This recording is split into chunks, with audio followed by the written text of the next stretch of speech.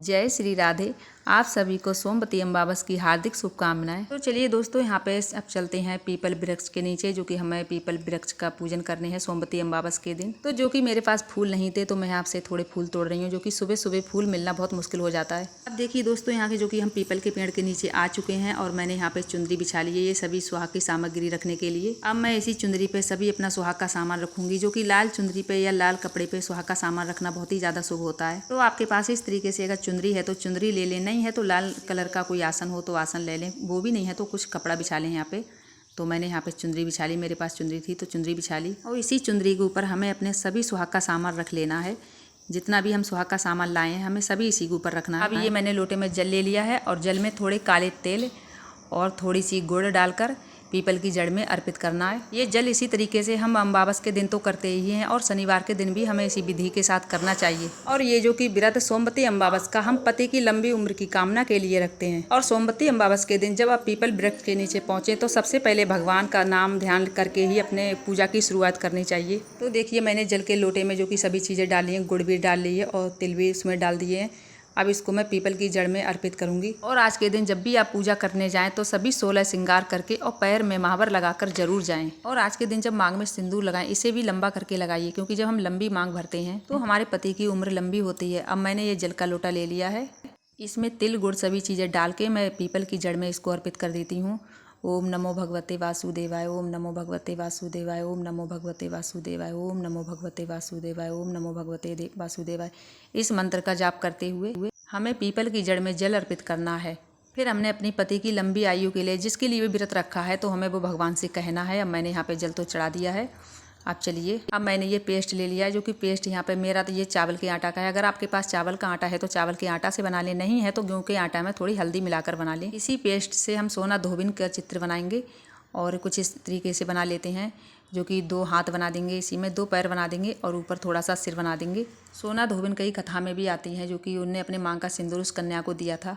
17 जुलाई की सोमवती अमावस्या है, जो कि सोमवार के दिन है। और हमें एक दिन पहले से ही ये सभी चीज़ें तैयार करके रखने हैं, क्योंकि इस दिन सोमवार भी है। तो कुछ भक्त हैं जो कि सोमवार का व्रत है और सोमवती अमावस का दोनों का व्रत करते हैं, और कुछ भक्त सिर्फ सोमवार का ही व्रत करते हैं। तो देखिए, अगर आप सोमवार का ही करते हैं, अमावस का नहीं करते हैं, अगर आप व्रत ना भी करते हैं तब भी आपको अमावस के दिन इसी प्रकार से पूजा करने चाहिए। लेकिन ये पूजा सिर्फ सुहागिन महिलाओं के लिए है, क्योंकि ये पूजा पति के लिए होती है, तो सुहागिन महिलाएं ही करेंगी। अब ये मैंने पेस्ट से 5 उंगलियों की अपनी 5 छाप बना दी है। अब ले लेते हैं यहाँ पे सिंदूर। सिंदूर अगर आपके पास आपकी शादी का है तो आप अपनी शादी का सिंदूर जरूर लेके आएँ, और अगर आपके पास शादी का नहीं है तो आप जो भी सिंदूर आप अपने लगाने के लिए रखते हैं उसी में से नया सिंदूर लेके आएँ। तो यहाँ पे जो भी हम टीका लगाते हैं सोना धोबिन को, तो अपनी मांग में ऐसे लगा लेते हैं, उनको लगाकर अपनी मांग में लगाते जाते हैं। तो ऐसे ज़रूर ध्यान रखिएगा, जितनी बार भी हम उनको टीका लगाएंगे उतनी बार ही अपनी मांग में इसी तरीके से लगाएंगे। हम इन सभी पे 5 बार टीका लगाएंगे तो 5 बार ही अपनी मांग में लगाना है। तो मेरे देखिए, हम मांग में भी कितना मोटा सिंदूर हो चुका है। आप जितनी बार भी सिंदूर का टीका लगाएं उतनी बार ही प्रार्थना करें, मैं जब तक रहूं सुहागने रहूं, मुझे ऐसा वर चाहिए। अगर आपके यहाँ पीला सिंदूर लगाया जाता है तो आप पीला सिंदूर ले लें, लाल सिंदूर लगाया जाता है तो आप लाल सिंदूर ले लें। जो भी सिंदूर आप लगाते हैं अपनी मांग में उसी सिंदूर को आप ले लें। लेकिन आज के दिन हमें सभी सुहाग की चीज़ें लेके जाने हैं, इन चीज़ों का जरूर ध्यान रखिए।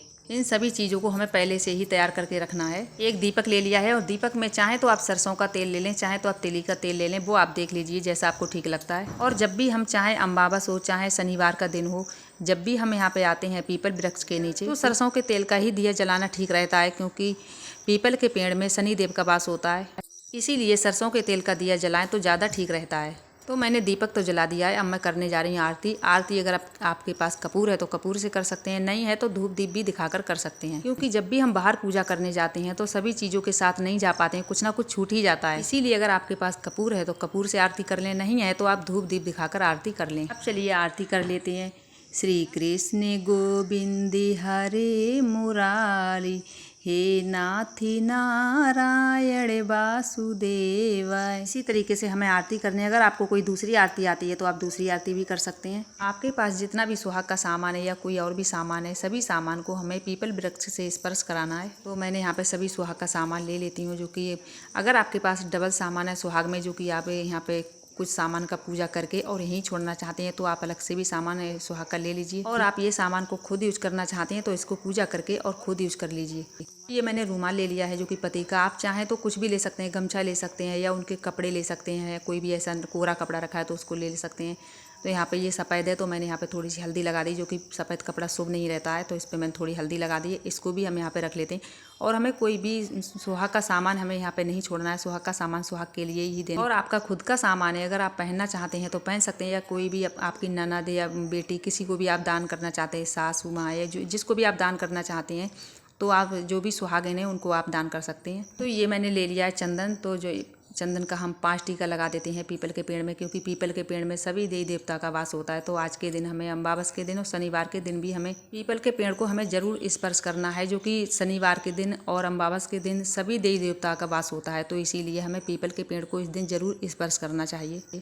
और आप सभी सामग्री को एक एक करके ध्यान से देख लीजिए, जिससे कि आप पूजा करने जब भी आप सोमवार के दिन अमावस के दिन पूजा करने जाएंगे तो कोई भी आपकी सामग्री छूटे ना, कोई भी सुहाग की भी चीज़ नहीं छूटे, क्योंकि इस दिन सभी सुहाग की चीज़ें ले जाना और सभी सुहाग की चीज़ें वहाँ पे रख के पूजा करना बहुत ही ज़्यादा शुभ होता है। तो सभी चीज़ों को आप एक बार ध्यान से ज़रूर देख लीजिए, क्योंकि हमें क्या क्या लेके जाना है और किन किन चीज़ों के साथ में पूजा करना है। तो आप देखिए, चाहे तो आप इस तरीके से साड़ी ले सकते हैं, चाहे तो अगर आपके पास कोई ब्लाउज़ का कपड़ा पड़ा हो तो उसको ले सकते हैं, क्योंकि ये जो हमने कपड़ा लेते हैं नया कपड़ा होता है बिल्कुल कोरा, तो इसे हम दान करते हैं।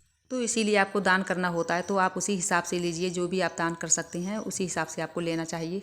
फिर उसी कपड़े को हम रखकर उसी के ऊपर सभी सुहाग की चीज़ें रखकर और हमें पीपल के वृक्ष से स्पर्श कराना है सभी चीज़ों को। तो ये कच्चा दूध है, गाय का शुद्ध है, और ध्यान रखें उबला हुआ दूध नहीं लाना है, कच्चा ही दूध लाना है। तो कच्चा दूध इस दिन बहुत शुभ होता है चढ़ाना, जो कि पीपल की जड़ में कच्चा दूध हम चढ़ाते हैं।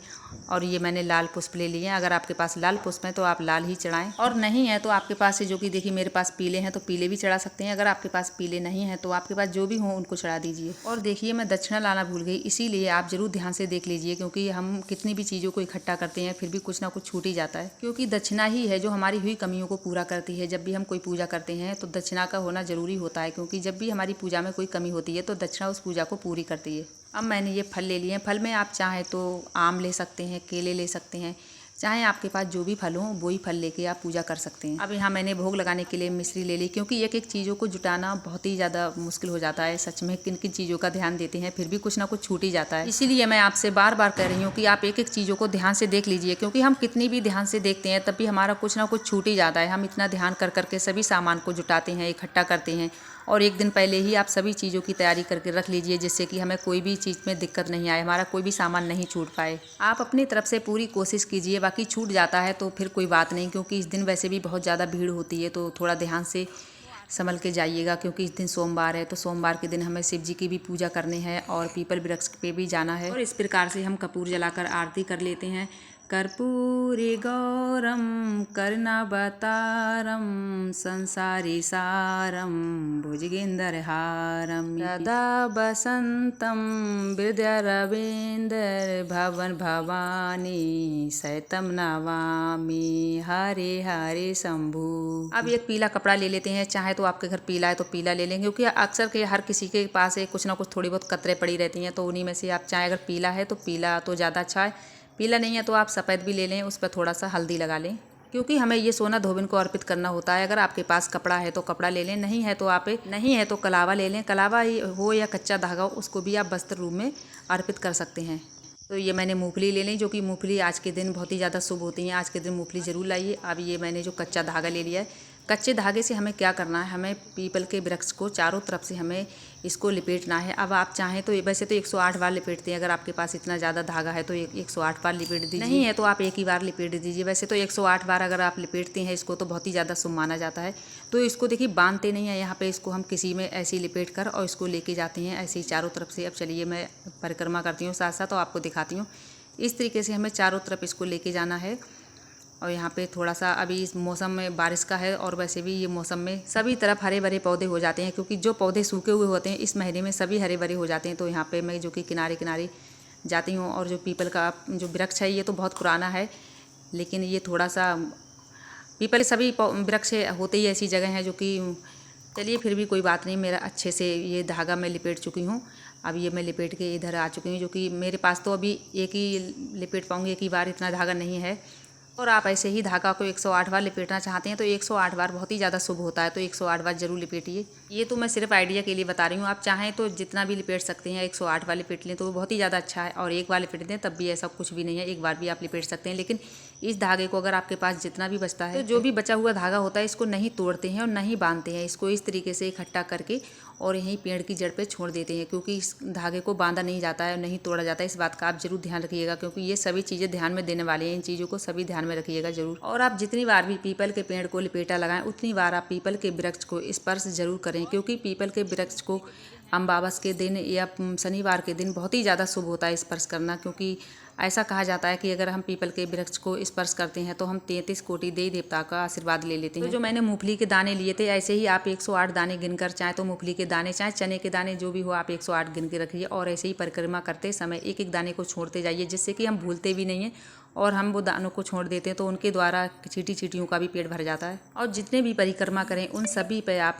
ओम नमो भगवते वासुदेवाय, ओम नमो भगवते वासुदेवाय, ओम नमो भगवते वासुदेवाय, इस मंत्र का जाप जरूर करते रहें, क्योंकि इस मंत्र का जाप इस दिन करना बहुत ही ज़्यादा शुभ होता है। वैसे भी हम पीपल के वृक्ष के नीचे जितना भी ओम नमः शिवाय मंत्र का जाप करते हैं उतना ही ज़्यादा अच्छा होता है। अब ये मैंने सिंदूर ले लिया है, जो कि मेरे ये सिंदूर अभी मैंने लगाया तो नहीं है, लेकिन आज मैं यहाँ पे लेके आई हूँ, तो अब मैं यहाँ से लगाकर अब मैं इसको यूज़ किया करूँगी। क्योंकि यहाँ पे जो आपका सिंदूर है, चाहे शादी का, अगर आपकी शादी का सिंदूर है तो उसको आप ज़रूर लेके जाइए इस दिन।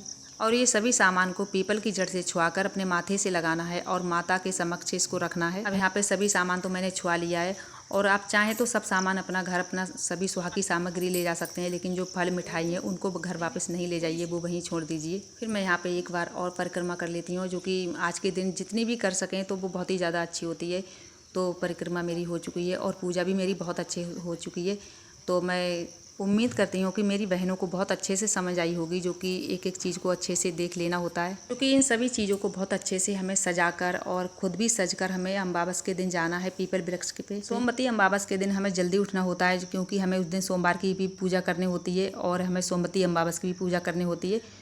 तो चलिए, मेरी यहाँ पे पूजा तो संपन्न हो चुकी है। अब हमें अपना पल्लू फैलाकर और अपने पति की लंबी उम्र की कामना करते हुए भगवान से जो भी कहना है कह दीजिए। फिर इसी पल्लू को आपको अपने माथे से लगा लेना चाहिए। जितनी बार भी आप भगवान के आगे इस पल्लू को छुआते हैं उतनी बार भी अपने माथे से लगा लेना चाहिए आपको, क्योंकि सोमवती अमावस के दिन अपने पल्लू फैलाकर पीपल वृक्ष से स्पर्श करके अपने माथे से लगाना बहुत ही ज़्यादा शुभ होता है। और जो सुहाग का सामान है, इसको चाहे खुद भी यूज कर सकते हैं, चाहे आपकी मर्जी है आप किसी को दे सकते हैं, लेकिन इसको एक एक करके ध्यान से देख लीजिए। इसको आप ज़रूर, इन सभी चीज़ों को आपको ज़रूर लेके जाना है सोमवती अमावस के दिन। और पति के लिए आपकी जैसी भी इच्छा हो, जैसा भी आपका मन है, उस हिसाब से आप पति के लिए ले जाइए। या तो फिर ये कहूँ कि आपके पास जो भी है आप उन्हीं के साथ पूजा कीजिएगा, लेकिन थोड़ा इस बात का ध्यान रखना होता है कि नया उस दिन कोहरा कपड़ा होना चाहिए। या तो फिर ये कहूँ कि आपके पास जो भी है आप उससे ही पूजा कर लीजिए, लेकिन थोड़ा इस बात का ध्यान रखना है कि कोहरा कपड़ा ही होना चाहिए। तो ये गुड़ है जो कि मैंने थोड़ी चींटियों के लिए यहाँ पर छोड़ दी है। अगर आपके पास ज़्यादा है तो आप ज़्यादा भी छोड़ सकते हैं, क्योंकि चींटियों के लिए जो भी आप मीठे में लाते हैं तो वो यहाँ पे छोड़ सकते हैं। ये जो साड़ी है, तो साड़ी को किसी को दान देना होता है, चाहे किसी गरीब को दे दें, चाहे किसी ब्राह्मण को दे दें, वो आप अपनी इच्छा के अनुसार जिसको भी देना चाहते हैं उसको दे सकते हैं। हमें सोमवती अमावस के दिन 12 बजे से पहले पहले पूजा कर लेनी है, इस बात का जरूर ध्यान रखिएगा। इसीलिए आपको आपकी जितनी भी तैयारी है एक दिन पहले ही करके रख लेना चाहिए, जिसके कारण हम अपनी पूजा सुबह जल्दी कर सकते हैं। तो उम्मीद करती हूँ दोस्तों कि आपको इस वीडियो से ज़रूर लाभ मिलेगा। अगर ये वीडियो आपको पसंद आए तो वीडियो को लाइक, चैनल को सब्सक्राइब जरूर कर दिया करें और कमेंट बॉक्स में जय श्री हरि विष्णु लिखना मत भूलिएगा। मिलूंगी ऐसी अगली वीडियो में, जब तक के लिए जय जय श्री राधे, जय जय श्री कृष्णा।